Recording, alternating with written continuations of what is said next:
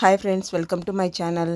ఈ వీడియోలో వంటింటికి సంబంధించిన 9 చిట్కాలను తెలుసుకుందాం. చిట్కా నెంబర్ 1, పచ్చిమిరపకాయలను తొటాలు తీసేసి గాలి చొరబడని డబ్బాలో పెడితే చాలా రోజులు నిల్వ ఉంటాయి. చిట్కా నెంబర్ 2, కొత్తిమీర వేలను కట్ చేసి పేపర్ టవల్లో చుట్టి ఫ్రిడ్జ్లో పెడితే కుళ్ళిపోకుండా ఉంటుంది.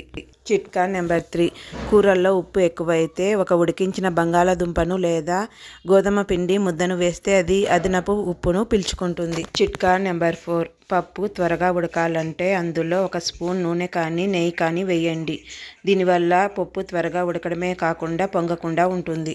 చిట్కా నెంబర్ 5, మిక్సీ జారు నీచువాసన వస్తుంటే అందులో నిమ్మరసం మరియు బేకింగ్ సోడా వేసి ఒకసారి తిప్పండి. చిట్కా నెంబర్ 6, అల్లం వెల్లుల్లి పేస్ట్ చేసేటప్పుడు అందులో నూనె ఉప్పు వేసి చేస్తే అది నెల రోజులు రంగు మారకుండా పాడవకుండా ఉంటుంది.